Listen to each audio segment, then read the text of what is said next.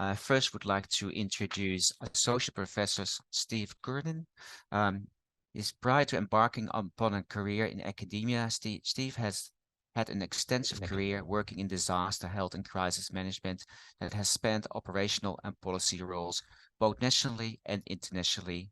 He has worked in disaster health in the public service for state and federal government agencies, including the Disaster Preparedness and Management Unit at Western Australia Health, the United Kingdom Foreign and Commonwealth Office, and the Australian Arctic Division Polar Medicine Unit, and in non-profit organizations, including the Flying Doctor Service in Australia. His extensive experience as a practitioner in disaster, health, and crisis management affords him the opportunity to span the boundaries between industry and academia. His research seeks to enhance the human capabilities of people working in high consequence environments, such as crisis management. He continues to combine his academic and practical capabilities on national advisory groups promoting organizational resilience, and that's the topic for today. I also would like to introduce Associate Professor Ben Brooks. Ben's hair is keeping grayer. Maybe that's because the hair-raising environment where we train and research emergency services, crisis management, and organizational risk sometimes scare him silly. Or maybe he is just getting old. Either way, what continues to drive him is a passion for the management of risk, and in particular emerging or future risk. Ben still works for an international change management consultancy and co-directs a small business when not being a part-time associate professor. His research at the moment is looking to operationalize the management of future risk in high-consequence organizational environments, including industry and state government. But sometimes he rather would be serving. Thank you both for presenting today. Thanks, Peter. Hey, everyone. I'm Steve, obviously. And I'm Ben. Nice to meet you. And what we're going to talk about today and go through the masterclasses on organisational resilience. And so just a quick few timings. We're going to do a few introductions, a bit of an overview. We're going to look at what organisational resilience is. We're going to look at some of the teaching in organisation resilience, and then we're actually going to look at how you evaluate organisation resilience and the context for the healthcare setting. And then we're going to close and some questions. So without further ado, thanks for the introduction, Peter. But I think what's important is for Ben and I just to articulate a little bit of our background and why we think we can teach this stuff, but also who we work with, who we have worked with, and who we're going to work with. I think my question would be, if I'm going to pay some money to come on a course, I want to know that the people teaching me know what they're talking about. So Ben and I, well, Ben certainly knows what he's talking about. So Ben, do you want to do a quick intro? I want to talk about the photos here. So okay.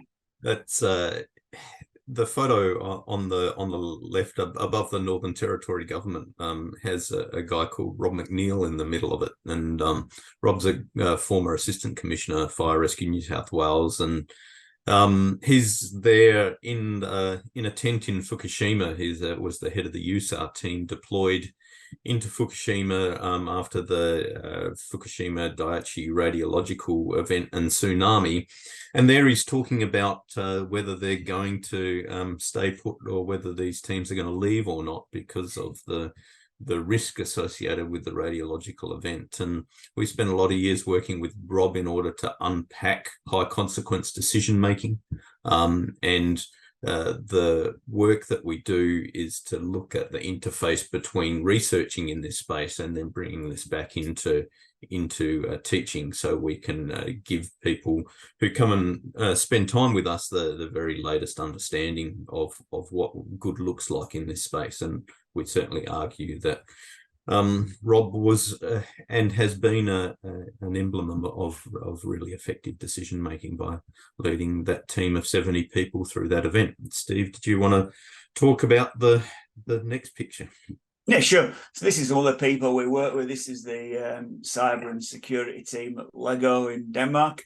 So we did a bunch of work with that team looking at looking at futures and foresight, so looking at how they manage crises and supply chain risks. So I guess if you look around that slide with the cyber and infrastructure centre all the way around the right-hand side and to the bottom, it just paints a picture of who we're working with, and currently doing some work with the Cyber and Infrastructure Security Centre, which is in Department of Home Affairs, on critical infrastructure resilience. We're going to talk about a good practice guide that is actually for evaluating organisation resilience a bit later on today.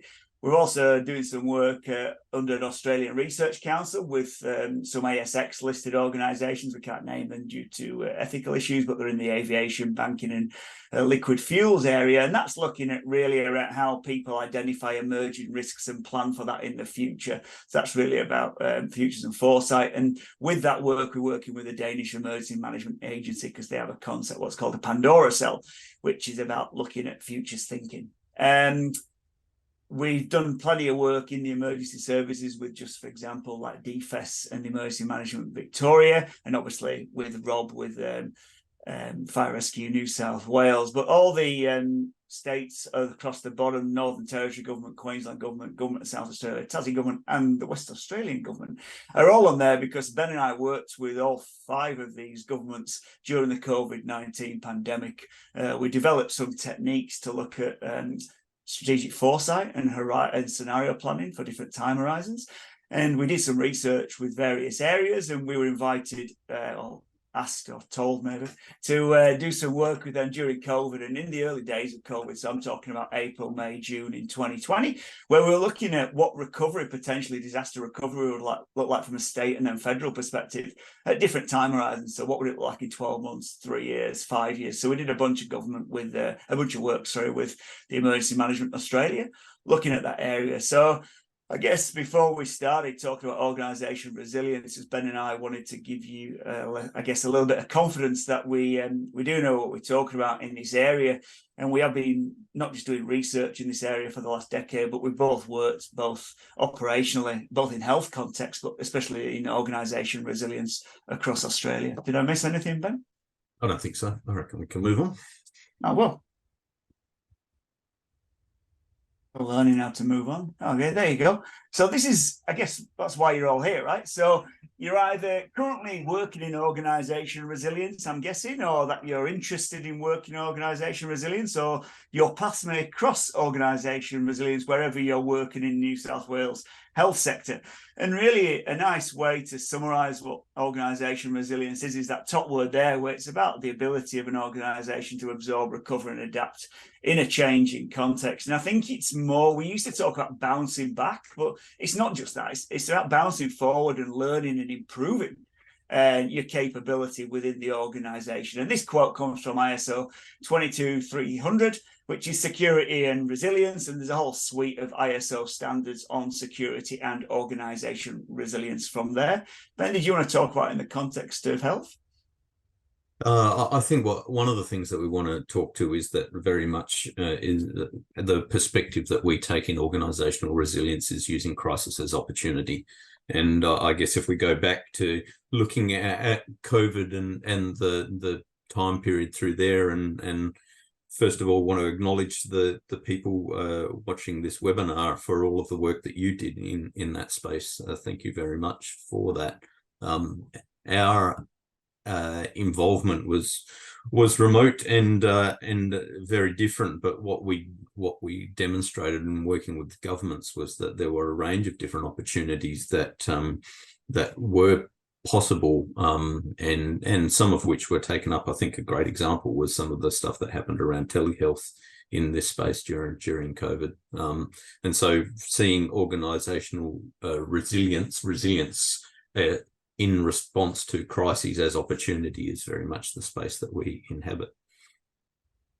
Yeah, thanks, man. And yeah, going back to that, it's not just about the pandemic, obviously, it's about whatever disruption is in your, I guess, workplace in health, and whether you're in, in one of the larger health districts, if you're somewhere like at Liverpool Hospital, I'm sure you've got backup generators, but usually you might have backup water supplies. So it's about disruption, and whether you're a small health clinic out in the Blue Mountains somewhere, who could be prone to natural hazards such as bushfires, and everybody's prone to cyber risks. that really encompasses when we talk about organizational resilience. It's about the resilience of the organization or sector in its entirety. So what we want to unpack today a little bit is about organizational resilience in the context of New South Wales and health sector. Okay, so these are some of the attributes of organizational resilience. And the background behind this research is this image is from the Department of Home Affairs, and it's from an area within the Department of Home Affairs called the Cyber and Infrastructure Security Centre. They're always changing the name. And this framework actually comes out of about 15 years worth of research out in New Zealand, which looked at some of the attributes, what enhance organizational resilience in different organizations, both in Australia and New Zealand. Ben, did you want to unpack our involvement with this?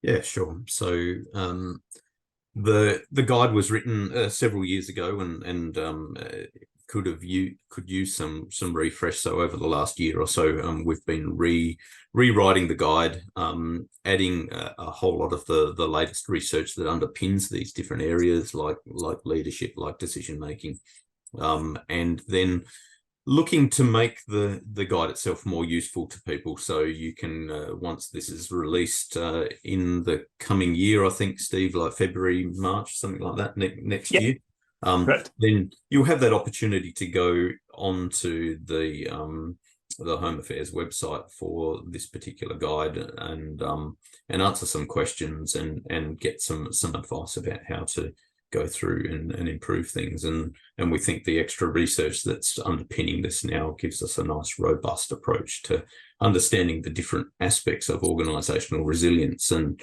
I think some of these concepts are quite straightforward. Exercise management, for example, the need to go and exercise around particular situations that might emerge in your environment. I imagine that a lot of you do this already, and then some of these are a little bit more amorphous or difficult to get a head around, things like unity of purpose, perhaps. What else, Steve?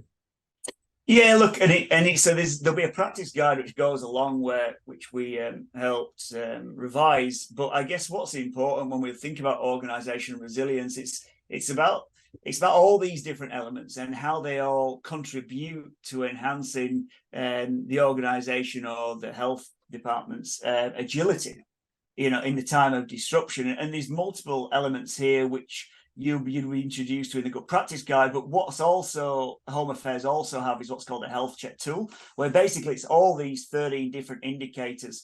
And they're actually in an online, I guess, like an assessment tool, really, where there's a series of questions which are the same as what's in the guide. But what you're able to do is you can do it as a self-reflection of what your perception of organizational resilience is in your workplace, answering various questions. And there's usually 4 to 6 questions on decision making and all the rest of it. You score it on a Likert scale, and then it actually spurts out a score of basically what your perception of organizational resilience is. So these are 2 elements. There's going to be the guide, which is like the guidebook, and then there's like a health check tool, which is more of an assessment tool as well.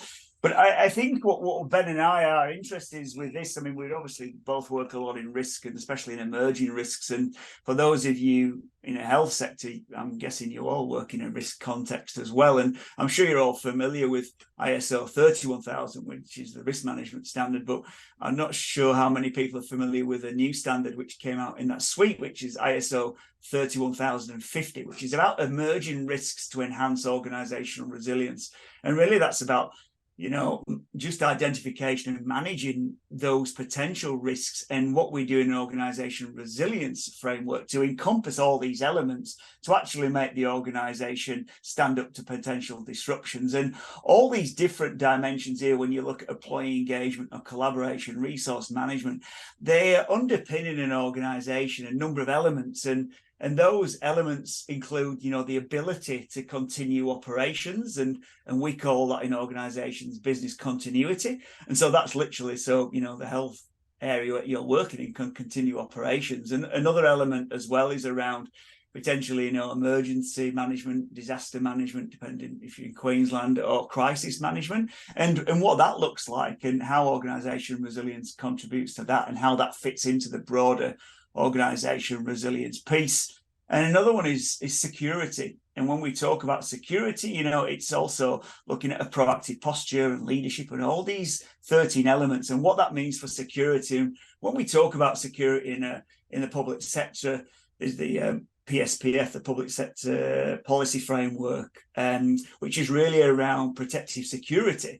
And when we talk about protective security, it's not just about people, about your people where you're working, but it's also about the infrastructure, whether that's a hospital or a medical centre or a pharmacy, wherever you're working.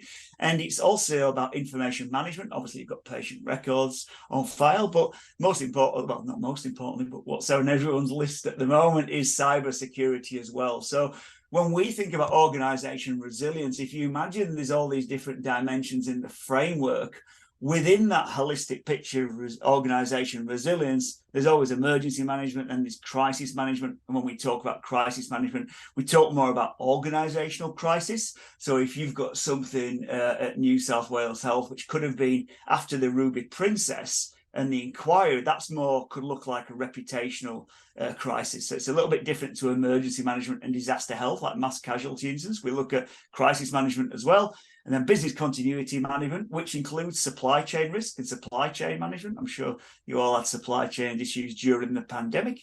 And then obviously protective security, which covers all the cyber, which everybody's involved with. Personal security, whether that's personal security, you know, within a department like emergency department, or whether you're a lone operator in a remote area clinic, but also the actual physical security of the places that you work. So I guess, have we missed anything else, Ben, before we, I guess, unpack those 4 elements a little bit more? No, I don't think so. Okay, so we're just going to look at those 4 elements and why we think they're really important. So when we look at organizational resilience, we and crisis management, business continuity and protective security, a few years ago, we were asked by industry to develop a course in organizational resilience. And with the work we do with government and businesses in the sector, and we, with industry input, these were 4 of the top topics that they wanted to explore within our course that we run in Grad Cert. Now, the principles of resilient organizations, which brings into all those 13 dimensions we just talked about there, or just had a quick look at, are actually available as a choice unit in the Grad Cert and Grad Dip and Master of Advanced Practice if you're interested. And the other 3 are available if you ended up doing a Grad Cert in Organisational Resilience. I think we've unpacked what those all are, Ben, don't you?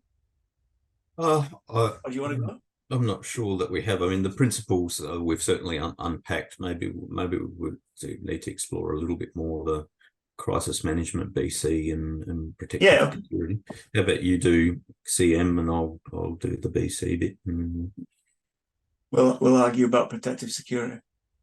I'll do crisis management. So like we talked about a little bit, in the Grad Cert, crisis management is really about what's a crisis for your organisation. And I talked a little bit about when some of you may be involved in disaster health, but that's a little bit different when we talk about mass casualty incidents and, you know, pandemics and that sort of thing. Crisis management is a crisis for your organisation and wherever that organisation is within the health sector. So it could be around, certainly cyber security risks will be an obvious one, or it could be around if it was maybe a reputational impact. So in Tasmania, Tasmanian Health Service have had some revelations over the last few years about paedophiles in the health system. So we would class that not as emergency management. That's crisis management. That's an organisational crisis. How can you improve the care? What's going to be some of the damage for the organisation? What's the inquiries that are going to come out of that? So that's our definition of crisis management. It's when you look at other organisations, it could be like if you're familiar with the military and the Australian Defence Force, ADFA, they had a crisis a few years ago where people were videoing each other having sexual intercourse and put it online. So that was a crisis for the defence. It wasn't a war, but it was crisis management, how they were going to manage that. So when we do crisis management in the Grad Cert, that's the sort of thing we unpack. We look at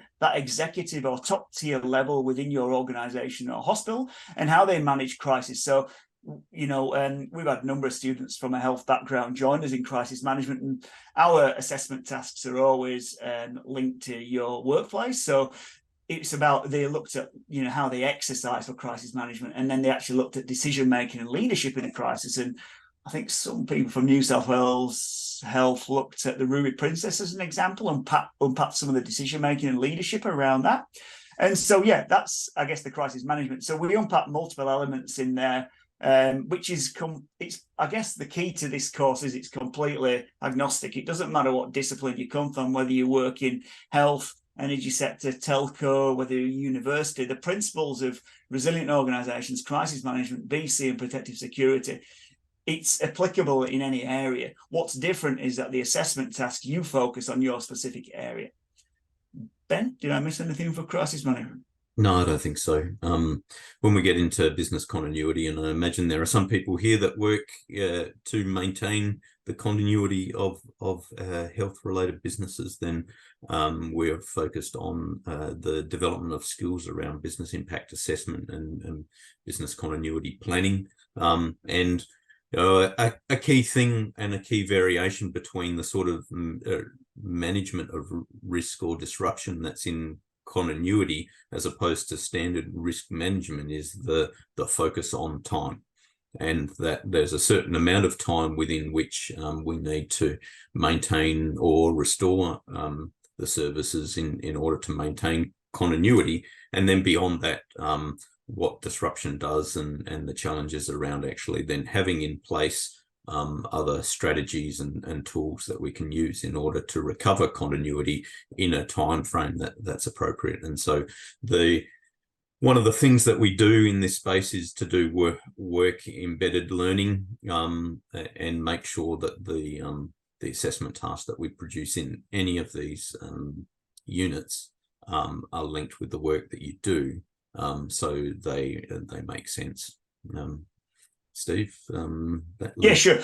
Protective security, I think I've talked about a little bit, but we go from a converged security model. And even though, regardless what your role is, you might work in quality health, you might be a nurse, you might be a doctor, you might be a physio, you might be an OT, doesn't matter. Protective security is holistic. It's not just, it could be about personal security. So it's equally applicable to someone who, I don't know, a nurse unit manager managing a ward, for example, but it's equally applicable to protective security within the actual health environment, whether that's a hospital looking at protective security arrangements. It could be in an IT domain, I guess, with cyber security, or it could be within public records with information management. But the purpose of protective security unit in our grad cert in Orgres is to get a holistic understanding of all those different elements. You're not going to come out an expert in cyber security, and that's not the purpose of the unit. The purpose is that you understand where it all fits together in a protective security context, but more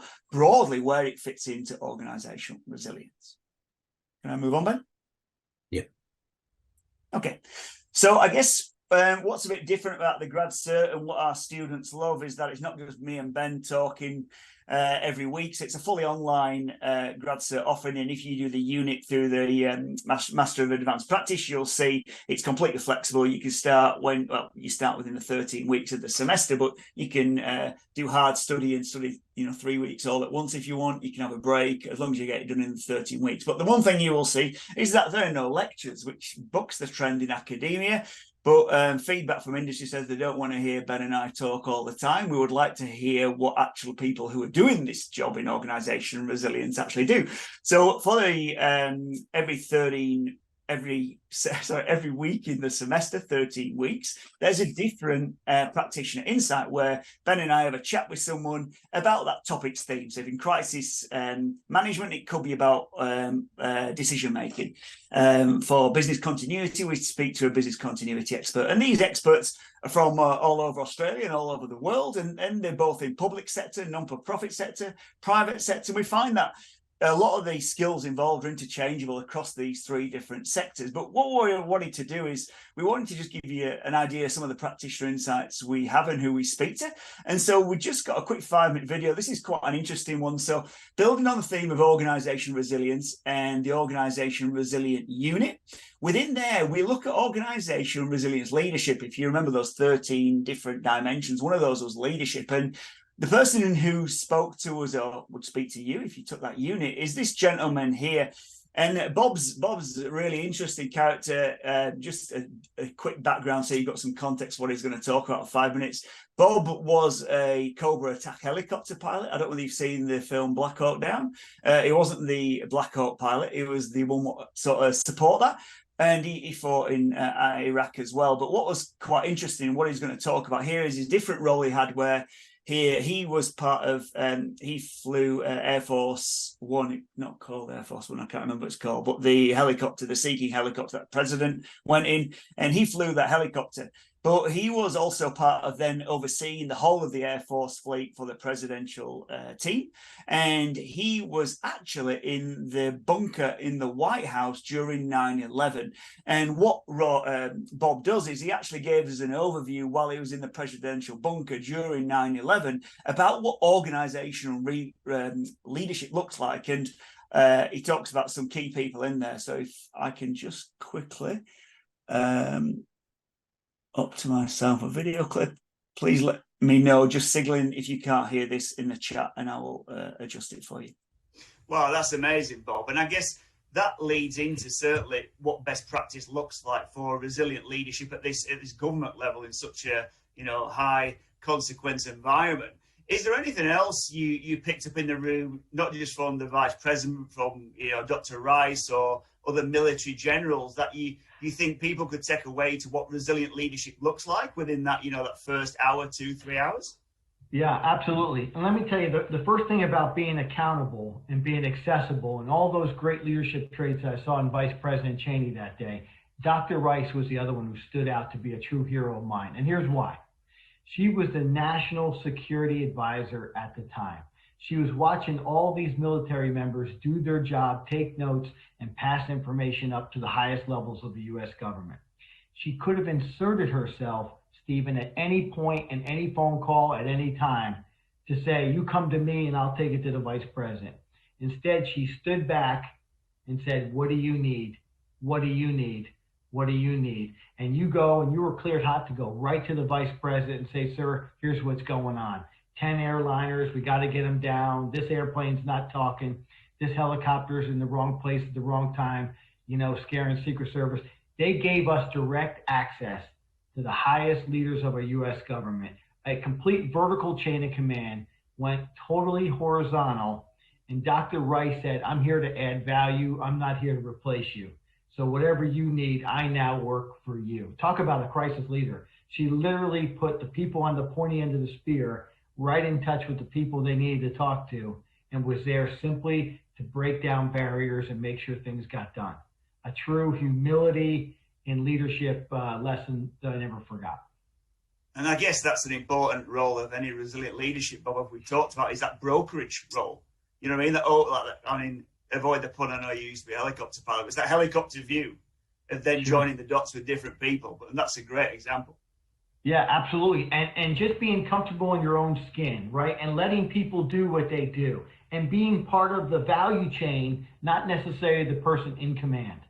Letting the pointy end of the spear, whether it's the IT workers, construction workers, pilots, let them do what they're trained to do, and you help them get their mission accomplished. Yeah. And that's a real, I guess, trust in the team that they're working with down there and the expectation that is there. But also, I think what's interesting, what you've talked about, what we hear in other prolific leaders, is that sense of fallibility, where she accepted that she didn't know everything, and she left it to the experts like yourself and your colleagues that day.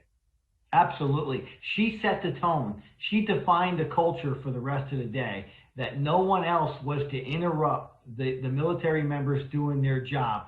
Every political appointee, every high-level government official that's in that room is now there to assist those military members in accomplishing their mission. That was great, Bob. Is there any other elements of, I guess, what best practice you saw on that day, regardless whether it was from one individual or collectively as a group? I tell you, I wrote down another story when I was thinking about this day, you and I are talking, and I have to go back to the Gulf War just to tell you about a leadership trait that I learned early on. And that came from our squadron commander, who was a lieutenant colonel at the time. He's a really important guy. He's running 20 different Cobra attack helicopters. We're hearing reports about the Iraqis into Kuwait and our role as attack helicopter pilots. And the minute the temperature in the room started to go up because the mission responsibility was going way up, he put on his sneakers and shorts and t-shirt, went outside with all the troops, the youngest of our troops, and started playing hacky sack.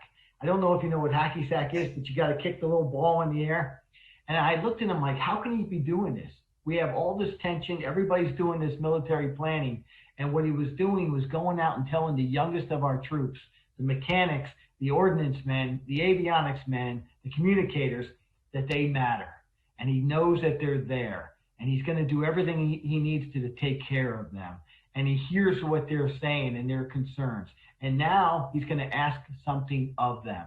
We're about ready to take this squadron to war. I'm going to need every single one of you to be on your A game, to keep these aircraft up, keep them operating, keep them loaded with ordnance.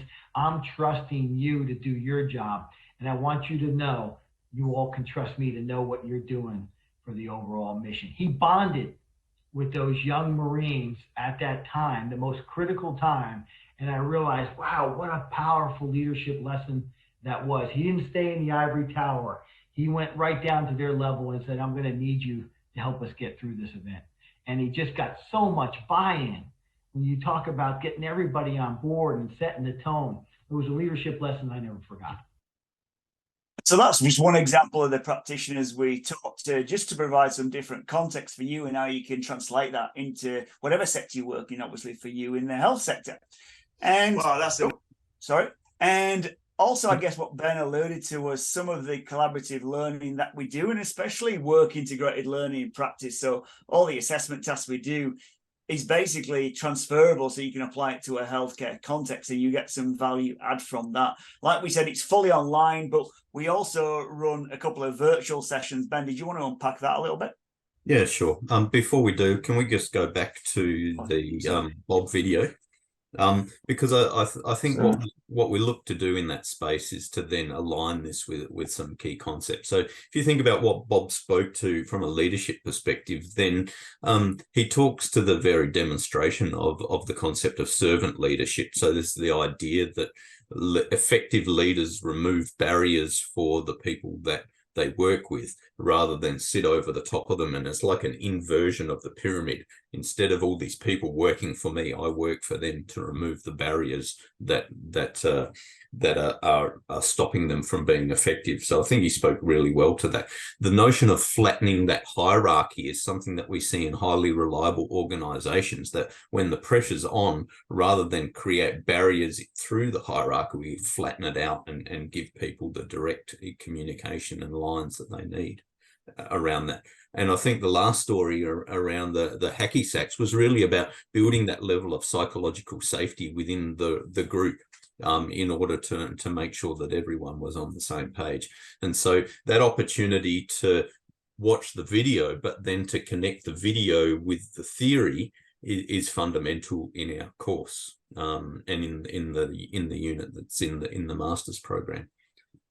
Steve, the next one then is about those that work integrated learning. And so what we do is scenario based. A couple of times a semester, we'll put everyone into a shared environment and we'll give you a scenario. It might be one of the scenarios that we have is you work for Subway and you're still running stores in Russia, but the Russia-Ukraine war has kicked off. And now people are protesting out the front of your stores in America and other places because you're seen as not having not meeting the sort of moral obligations you might have to not support that particular war. And so we set you up as teams in that space. We give you a very short time frame, a very intense situation to deal with, and we expect an output to be produced. And people seem to really like those different scenarios. And so there are a series of those that we run. What have I missed on that, Steve? No, that's about it. Yeah, some health people in that picture there, I think. But no, that's I guess it's one of the value add we give. Again, it's completely optional when we run these things, but we find what's quite interesting is because everybody's from different backgrounds, we have people from non-for-profit, water sector, banking sector, some health people, and everybody's looking at it through a different lens. And I guess that's what we like about the collaborative learning, that everybody learns from each other. So yeah, they seem to work well. I guess the one thing what we find is really important, and what our students give us some solid feedback about, is that we have a number of adjunct senior lecturers, and these are just people who are adjunct senior lecturers because because we asked them to do it. But I guess they really have a passion about enhancing organisational resilience with the next generation of people who want to learn. And so Fiona, Luke, Anna Maria and Di all work in industry and organisational resilience roles, and they don't just come along to those virtual discussion exercises. They do a number of things to help students, like Fiona helped do some mentoring, doing business impact assessments in her organisation. Luke helps with some of the research that we're doing in organisational resilience. Di's involved certainly with critical infrastructure resilience and in the discussion exercises, and Anna Marie also helps. All of them help actually generate the actual input for what we're going to teach within the courses. So I guess it's a value add that it's not just Ben and I with the academic knowledge, but we also bring a team as well who are working in this world, and I guess can translate that into your different industries. And all four of them, even though they work for those organisations, have worked in all different, from local government to federal government to non-for-profit areas. So they have quite a diverse background as well, what they bring along to the unit. Ben, did I miss anything? No, I don't think so. Okay. So I guess that leads us on to, and a really big part of what those senior adjunct leaders all wanted to look at is, how do you evaluate organisational resilience? Which is one of the reasons we presume you're here. Well, one of the reasons is, not why you do it, but how you do it. It would be around some of the information with the Australian Government Department of Home Affairs. They've got an organisational resilience website, which is going through a bit of a update at the moment. So just be patient if some of the information isn't there. But that's where next year, in I think January or February 2024, they'll do a full national launch of the Good Practice Guide, which is those 13 dimensions Ben and I talked about that we'd be working with government and demonstrating with research about how you actually evaluate. But I guess, Ben, did you want to talk about one of the reasons why you should be evaluating your organisational resilience? Oh, if you're talking about the SOCI Act, Security of Critical Infrastructure Act, then that responsibility for managing risks in that space and producing risk management plans is becoming more and more important. And obviously health is critical infrastructure, absolutely and fundamentally, and we've had a very valid reminder of that in the last couple of years. And so that need to effectively understand and manage the risks, whether they're security risks, physical or cyber, whether they're business continuity related issues or whether they're crisis management related issues, is all embedded in that legislation. And so spending a lot of time these days working with organisations to make sure that they've fulfilled their obligations in that space. And if you go back to those 13 principles, then it's about supporting organisations with good decision making. It's about making sure that we have those mechanisms to be aware of situations as they emerge, the collaboration, the knowledge and resource management, for example, the strong exercise management. And so all of these elements you'll find are embedded in that unit that's available to you in this master's program.